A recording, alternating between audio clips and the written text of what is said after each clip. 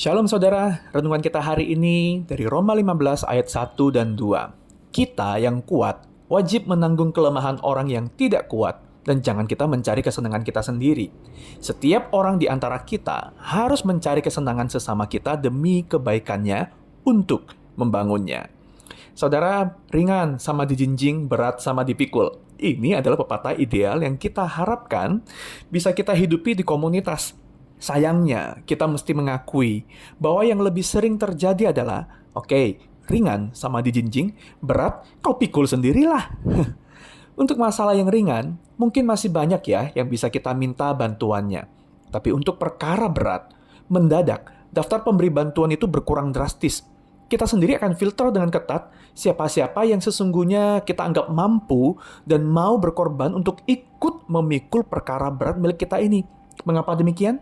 Ya karena kita mengerti, orang lain pun sudah ada pikulannya sendiri. Jika beban berat kita dibagikan kepada orang lain, maka ia pun harus bersedia ikut memikul beban tambahan. Siapa yang mau? Kita sendiri aja memilih kan ya. Siapa-siapa yang kita mau bantu pikul beban beratnya. Tapi firman Tuhan memberikan kepada kita dorongan yang tidak sejalan ya dengan kebiasaan alamiah dunia yang egois. Yakni bahwa yang kuat itu harus menanggung kelemahan yang tidak kuat. Saudara, penekanannya ini ada pada siapa yang dikenakan kewajiban ini. Bukan yang lemah ya, melainkan yang kuatlah yang berkewajiban untuk melakukannya.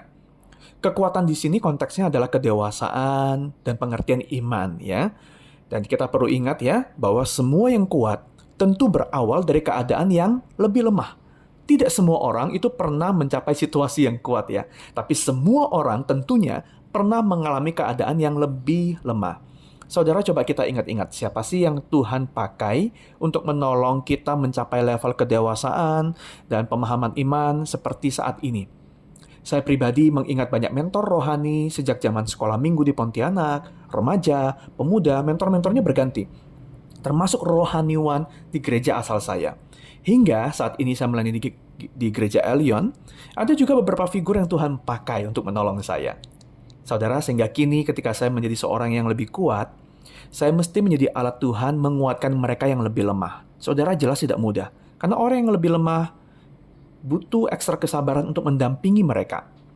Yang lebih mengerti dan berpengalaman menjalani, harusnya lebih sabar terhadap mereka yang pengertian maupun pengalamannya lebih kurang. Dan ini pun adalah panggilan saudara. Alih-alih memojokkan, mendiskreditkan, atau menyoroti kelemahan, kita seharusnya melindungi, mendampingi, dan membimbing demi kebangunan orang itu.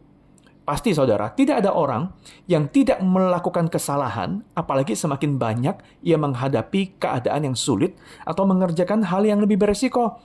Pasti akan ada kesalahan.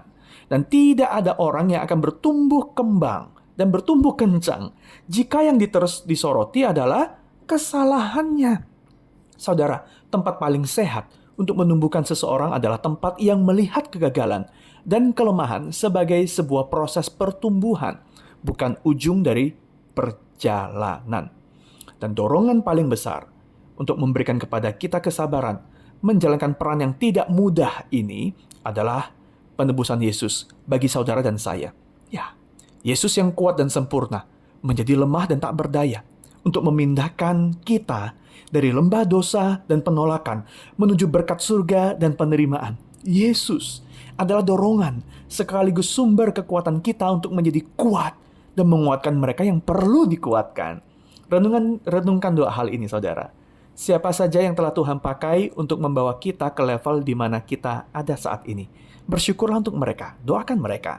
Yang kedua, siapa yang Tuhan taruh di sekitarmu untuk menjadi orang yang perlu kita tumbuh kembangkan menjadi serupa dengan Yesus, doakan diri saudara sendiri dan doakan orang-orang itu pula. Selamat menumbuh kembangkan, menguatkan mereka yang lemah. Amin.